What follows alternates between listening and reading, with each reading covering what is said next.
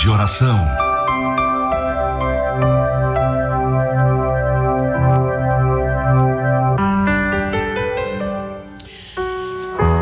Queridos, vamos ler a palavra do Senhor Jesus no livro de Gênesis, no capítulo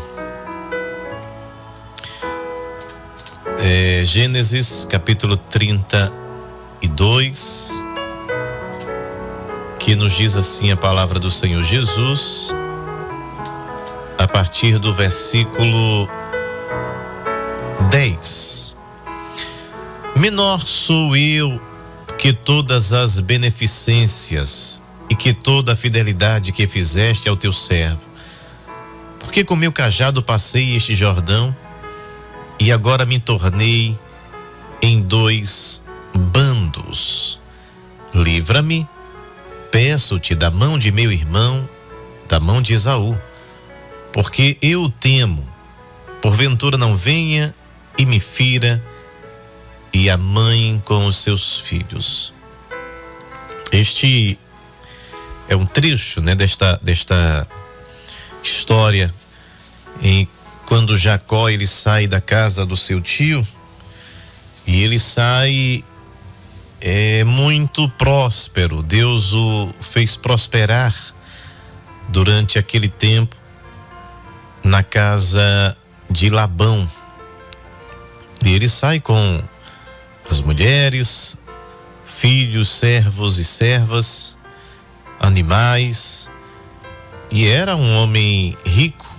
Deus o abençoou, mas o seu retorno envolve também uma outra situação que ficou há mais de 2 décadas, que foi a questão com o seu irmão Esaú, em relação à venda da primogenitura, onde Esaú, com fome e não deu importância à bênção da primogenitura, vendeu por um prato de lentilhas. Jacó se apodera desta bênção. Inclusive Paulo vai dizer e falar sobre a soberania de Deus, dizendo que Deus escolheu a Jacó ao invés de Esaú. Mas isso gestou no coração de Esaú uma ira, porque com lágrimas ele roga ao seu pai, dizendo se não haveria alguma bênção para ele. E a resposta é negativa, porque a bênção estava agora sobre Jacó. E ele o ameaça de morte, de forma que ele é enviado por sua mãe, Jacó é enviado por sua mãe para a casa do seu irmão. Portanto, ele passa esse tempo, essa temporada aí de anos na casa do seu tio, mas agora chegou o momento de retornar. E havia esse medo. E sabemos que nesta ida de Jacó à sua terra, houve um mensageiro que diz: olha, Esaú está vindo com 400 homens, e o coração de Jacó temeu, por isso que ele dividiu o seu povo em 2 grupos ou 2 bandos, porque ele dizia: se ele destruir um, o outro conseguirá fugir. E obviamente não é isso que acontece. Os 2 eles se abraçam depois e tudo é pacificado, né? Bom, esse é o contexto da história. Mas o que é interessante, que me chamou a atenção enquanto estava lendo essa passagem, é da expressão do próprio Jacó, quando ele diz assim: eu saí da minha terra, né? Ele saiu fugido da sua terra. Ele diz: quando deixei a minha casa e atravessei este rio, outra versão vai dizer aqui, nada tinha de meu, exceto um simples cajado. A expressão que ele usa é: eu era extremamente pobre, sai fugido, sai com medo, temendo por sua vida, para uma outra região, para tentar a vida para se refazer, para se reconstruir a partir do zero, exceto pelo que ele diz. Eu só tinha um cajado, eu atravessei o Jordão, eu cheguei ao outro lado apenas com um cajado na mão. E ele diz: e agora eu estou retornando e o que eu tenho é tão grande que eu tenho que dividir em 2 bandos, em 2 grupos, uma estratégia que ele pensou que seu irmão viria para destruí-lo. Veja, ele foi apenas com um cajado, como ele diz, ou com o mínimo. Mas o que a gente não pode negar é que a bênção de Deus estava sobre ele. A partir do momento em que o seu pai, que Isaac, põe a mão sobre ele e o abençoa, a bênção de Deus já estava sobre ele. Não importa se ele só tinha uma muda de roupa, se ele só tinha um cajado, não importa. Porque a Bíblia vai dizer que o fim da história é melhor do que o começo. E quem escreve a nossa história é aquele que sabe desde o início, antes do início, o fim dela. É o Deus que eu já citei inúmeras vezes aqui. Eu gosto da letra de um hino que chama O Tapeceiro, que ele compara Deus ao artista, ao artesão, o tapeceiro, que ele começa a fazer traços ali de desenhos na obra de tapeçaria, e quem está de fora, que não entende, que não tem a técnica, apenas vê um emaranhado de fios, de cores, de traços, de segmentos, e você não está entendendo, mas na cabeça do artesão toda a obra já está feita. A construção é apenas o processo, e como ele é feito, quem está de fora não entende. Mas na mente do artista, todos aqueles pontos, os traçados, os pontos retos na diagonal, enfim, ele vai dando ali porque já está na mente dele, já está traçado, e não é fácil de entender quem está de fora e quem não entende. Não é fácil entender, e não dá para entender a mente do Senhor, diz Paulo. Quem conheceu a mente do Senhor? Quem primeiro lhe deu para depois ele restituir? Quem ofereceu alguma matéria-prima para que Deus fizesse alguma coisa? Porque é o Deus que não depende de nada, não depende de ninguém. Por isso que o chamamos de Deus Criador, porque ele cria a partir do nada. Nós, seres humanos, somos transformadores. Nós transformamos coisas. Você pega o barro, faz um tijolo. Os tijolos, você pega outros ingredientes, outras matérias, e faz uma casa, faz um edifício.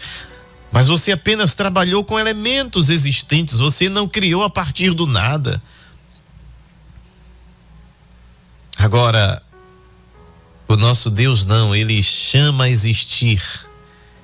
Ele tem o poder para criar o que não é, o que não existe. Ele diz: faça-se, haja luz. E quem estava de fora olhando a vida de Jacó disse: coitado dele. Além de tudo, ameaçado de morte. Tem que fugir.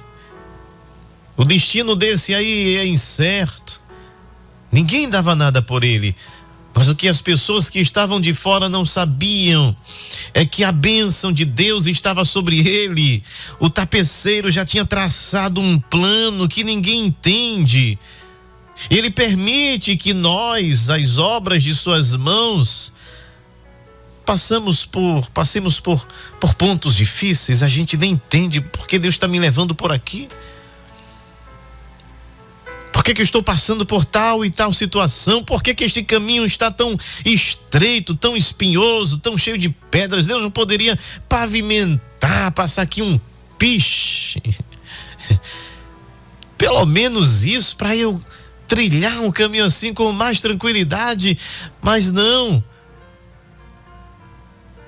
Este eterno tapeceiro, este eterno artista, este eterno que já sabe de todas as coisas antes do começo,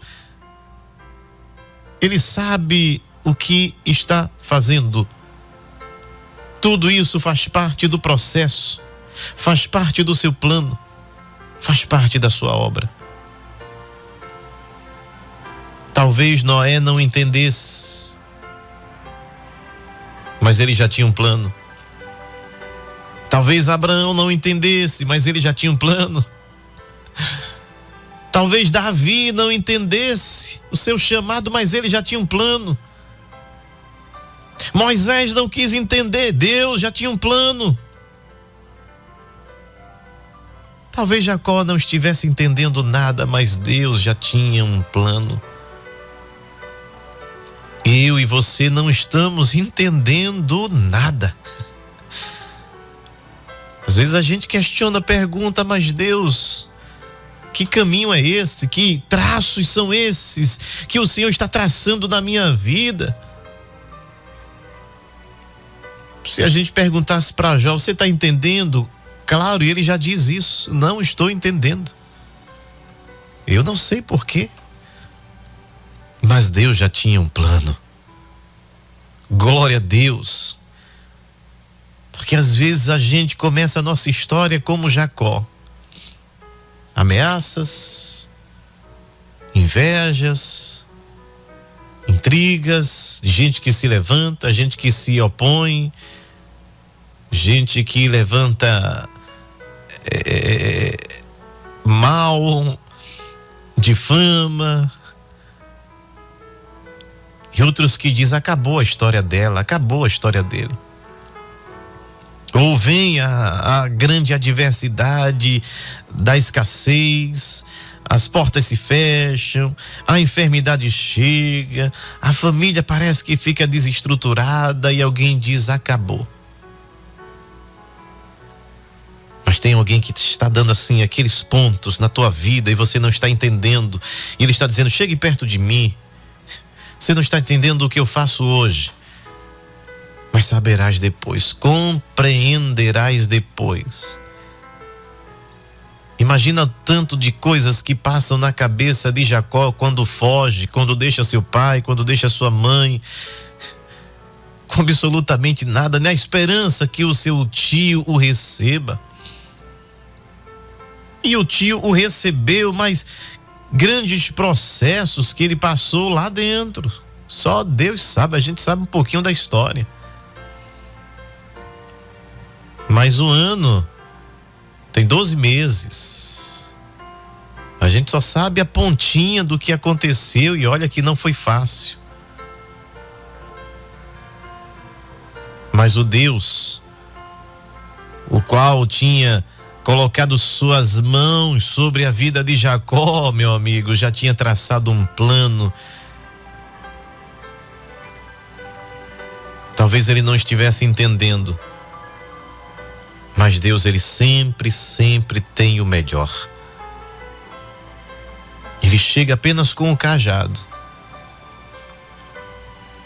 e Deus o faz crescer, Deus o faz prosperar, Deus o engrandece, Deus muda e cria até fenômenos. Enquanto ele criava as ovelhas, coisas sobrenaturais estavam acontecendo, porque aquele que chamou este tapeceiro, ele sabe como dar cada ponto na nossa história. E o próprio Jacó, ele vai dizer, menor sou eu sou nada, eu não sou ninguém.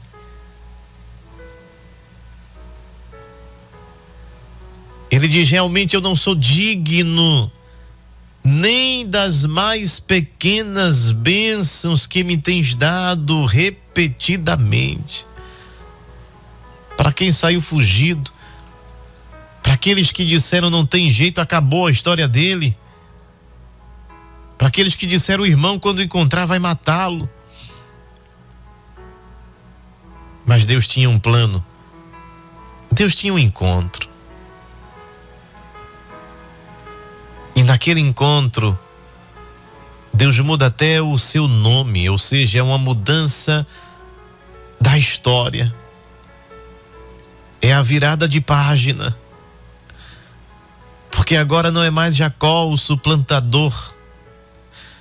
Quando ele segura o anjo e diz: eu não te largo, me abençoa. Eu não te solto, eu preciso desta bênção. E aquele ser se deixou ser vencido pela insistência, persistência, resiliência dele. E quando diz: qual o teu nome? Ele diz: eu sou Jacó, suplantador. Ele diz: a partir de hoje tu serás Israel, que luta com Deus e prevalece pela humildade, pela insistência, pela resistência. Mas eu deixarei um sinal. Ele sai dali manquejando. Deus deixou um sinal. E aquele que sai da casa de seus pais apenas com um cajado, ele diz aqui: agora eu retorno. Eu atravessei esse Jordão na ida, eu fui e nada tinha exceto um simples cajado, e agora estou aqui com uma tão grande responsabilidade, com gente ao meu comando, com animais. Me tornei grande, porque o Deus que nós servimos é o Deus especialista em mudar histórias, em transformar. Talvez alguém esteja olhando para você hoje, dizendo: ele só tem um cajado, coitada, ela só tem esse cajado, vai fazer o que com o cajado? Mas aquele que está escrevendo a tua história tem algo muito maior, muito maior. Basta a gente permanecer no lugar, na vocação em que fomos chamados, obedientes a vós, obedientes à sua palavra. Aí, das vezes até vergonhosa, você fica com vergonha porque nada tem, porque nada é, nada possui, ninguém valoriza, ninguém vê, ninguém chama para perto, ninguém, nada. Mas Deus vai lá, permite que você passe por alguns processos, é Deus aperfeiçoando, é Deus colocando ali no fogo para lapidar, para tirar o que não é bom, para tirar o que não lhe agrada. E quando está pronto o ourives, ele olha e diz: já dá para ver meu reflexo no ouro, na prata, então é hora de retornar. E o retorno é diferente da ida. A gente vai andando e chorando, como diz o salmista. Mas enquanto a gente está nesse processo, estamos lançando semente da fé, da confiança, da resiliência, da esperança, da mansidão, do perdão, do abraço.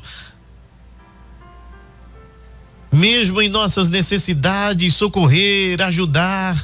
A gente está lançando semente, lançando pão sobre as águas. E a Bíblia diz que aquilo que o homem semeia, retorna. Você vai retornar. Você foi chorando, só com cajado, mas você voltará com os seus molhos, agradecendo a Deus por tão grande feito, por você não ter entendido nada, e glória a Ele, porque a gente não sabe, não entende nada, mas quando a gente volta entendendo e dizendo: só o Senhor é Deus, só o Senhor é Deus. Amém? Segura o cajado, você vai passar o Jordão, mas você vai voltar com as bênçãos de Deus sobre a tua vida. Amém, amém e amém.